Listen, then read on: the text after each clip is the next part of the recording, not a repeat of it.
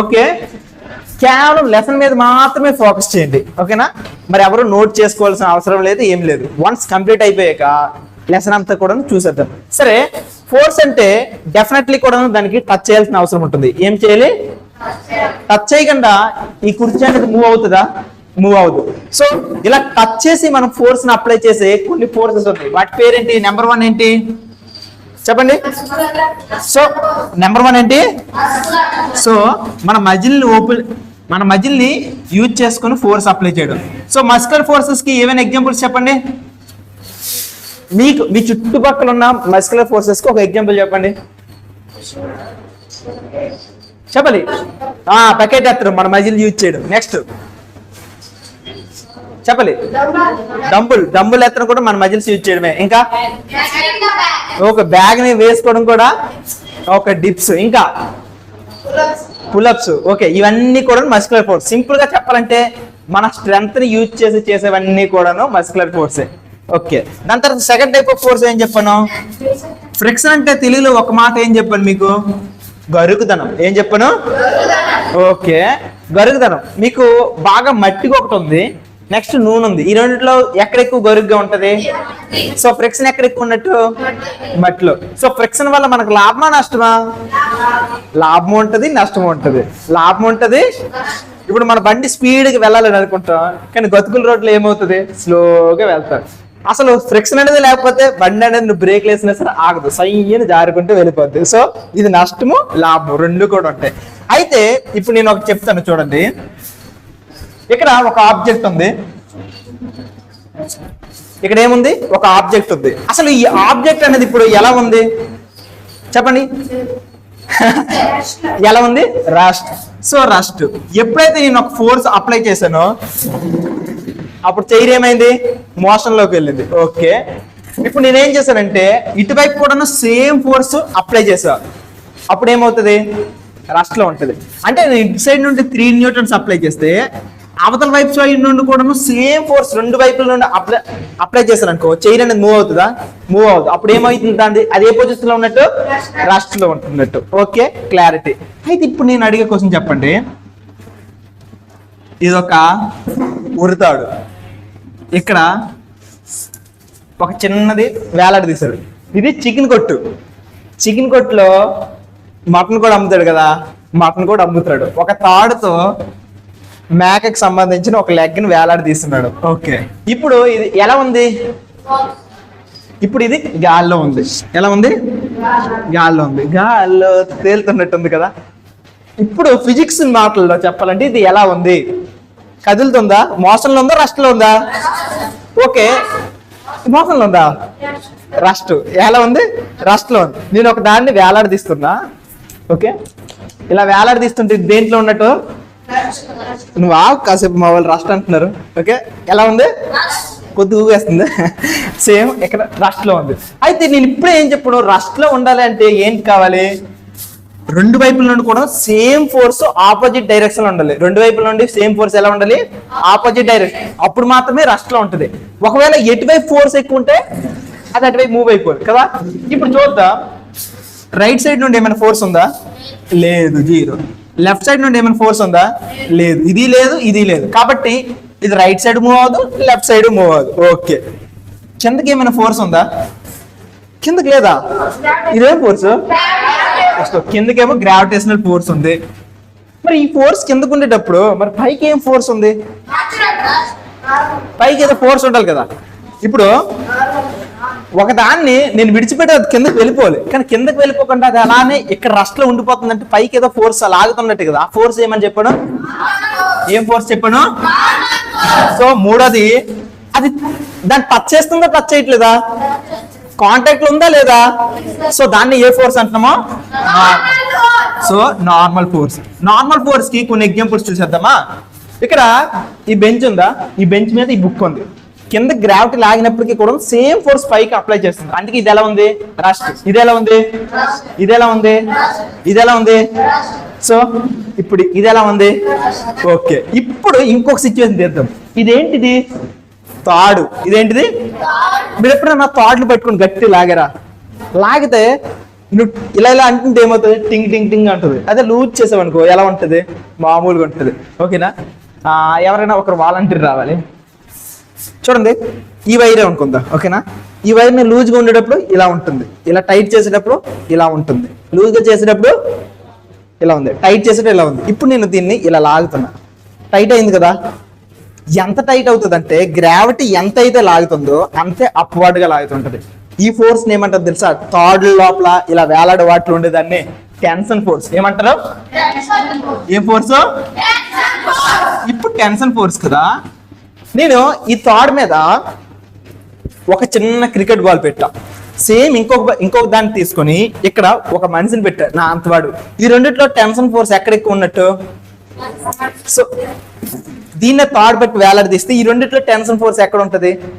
చేయరు. సో ఇక్కడ ఎంతైతే లాగుతుందో దానికి ఆపోజిట్ గా అంత ఫోర్స్ మాత్రమే లాగుతున్నాడు. అదే ఇక్కడ చూస్తే ఎక్కువ బరువు ఉంది కాబట్టి ఆపోజిట్ గా అంతే లాగుతున్నాడు. కాబట్టి ఇక్కడ థర్డ్ లో ఉండే ఫోర్స్ ఏమంటారు? ఇది కాంటాక్ట్ లో ఉందా లేదా? కాబట్టి ఇది కూడా కాంటాక్ట్ ఫోర్స్ కి ఒక ఎగ్జాంపుల్, టెన్షన్ ఫోర్స్.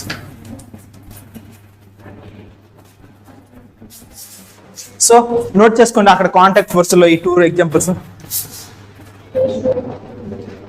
సరే, ఇప్పుడు నెక్స్ట్ టాపిక్ చూద్దాం. అందరూ నా వైపు ఫోకస్ చేయాలి. ఇప్పుడు నా వైపు చూడండి, వెనక వైపు అబ్బాయిలు మీరు నా వైపు చూడండి, సరేనా? ఇప్పుడు ఒక మాట చెప్పండి, నేను టచ్ వేయకుండా ఏదైనా ఫోర్స్ అనేది అప్లై అవ్వడం జరుగుతుంది? అసలు టచ్ చేయకుండా ఏదైనా మూవ్ అవుతుందా? సరే, ఇప్పుడు నేను టచ్ చేయకుండా దీన్ని మూవ్ చేయగలనా? అంటే దీన్ని బట్టి మనకు అర్థమైంది ఏంటి, ఏదైనా ఒక ఆబ్జెక్ట్ అనేది మూవ్ అవ్వాలంటే డెఫినెట్లీ కూడా నేను ఏం చేయాలి? టచ్ చేయాలి. ఏం కావాలి? కాంటాక్ట్ చేయాలి. సరే, ఇప్పుడు మీరు ఎప్పుడైనా మ్యాగ్నెట్స్ తో ఆడుకున్నారా? సరే, మ్యాగ్నెట్స్ తో ఆడుకునేటప్పుడు అది టచ్ చేయాలా వద్దా? టచ్ చేయకపోయినా సరే మూవ్ అవుతుంది. ఎప్పుడైనా చూసారా? ఎప్పుడైనా మ్యాగ్నెట్స్ చూసారా? ఓకే, బెస్ట్ క్వశ్చన్ అడిగావు. సరే, ఈ పెన్ అంతా టచ్ చేయకుండా మూవ్ అవుతుందంట. ఏం చేస్తున్నారు? ఇదే కదా నీ డౌట్? ఏం చేసింది? ఎయిర్ అనేది కాంటాక్ట్ అయిందా లేదా? చెప్పండి. ఎయిర్ అనేది కాంటాక్ట్ అయిందా లేదా? Air resistance. ఏంటి? Air resistance. So super doubt అడిగావు, ఎక్సలెంట్. సో నువ్వు ఎప్పుడైతే ఎయిర్ నువ్వు టచ్ చేస్తావో, ఎయిర్ అనేది కూడా ఒక రకమైన మాలిక్యూలే కదా, ఒక్కసారి వచ్చేసి టచ్ చేస్తుంటుంది. వాటర్ ప్రెజర్ కొడితే వాటర్ కూడా టచ్ చేస్తుంది కదా, ఇవన్నీ కాంటాక్ట్ కదా. ఎప్పుడైతే ఎయిర్ నీకు టచ్ అయిందో అప్పుడు మాత్రమే మూవ్ అవుతుంది. సరేనా? అదే. సరే, ఈ గోడ ఎందుకు మూవ్ అవ్వలేదు? ఎంత ఎయిర్ వస్తున్నప్పటికీ కూడాను నెట్ ఫోర్స్ అనేది ఎక్కువ లేదు. ఓకేనా? గోడకి ఎక్కువ నెట్ ఫోర్స్ సరిపోలేదు అనమాట. సరే, నేను ఇప్పుడు అడిగే క్వశ్చన్స్ చెప్పండి, ఆన్సర్. అందరూ నా వైపు చూడండి, మరి వేరే వైపు చూడకండి. బుక్స్ మూసండి. ఇప్పుడు నా వైపు చూడండి, అక్కడ చూడు. స్టార్ట్. ఇప్పుడు నేను అడిగే క్వశ్చన్స్ బాగా వినండి. మనం టచ్ చేయకుండా కొన్ని ఫోర్స్ అనేవి అప్లై చేయొచ్చు. మొట్టమొదటి ఫోర్స్ ఏం చెప్పాను? Magnetic force. ఏం చెప్పాను? Magnetic force. మ్యాగ్నెటిక్ ఫోర్స్ లో మీరు బాగా అబ్జర్వ్ చేస్తే ఒక వస్తువుని దగ్గరికి లాగాలనుకునేటప్పుడు మనం టచ్ చేయాల్సిన ఏం అవసరం లేదు. ఒక చిన్న టెస్ట్ చేద్దాం. సరే, ఈ 1 రూపీ కాయిన్ ని జస్ట్ మూవ్ చేద్దామా? కాంటాక్ట్ ఏమైనా చేస్తుందా? ఒక మాట చెప్పనా? ఇప్పుడు చెప్పండి, కాంటాక్ట్ ఏమైనా చేస్తుందా? అబ్బో, పడిపోయింది. సరే, ఇంకొక సిచ్యువేషన్ తెలుసుకుందాం. ఇప్పుడు ఇదో మ్యాగ్నెట్, ఈ రెండింటిని చూద్దాం. నేను వస్తే నా దారికి అడ్రాకు, పో పో పో పో పో. చూద్దామా?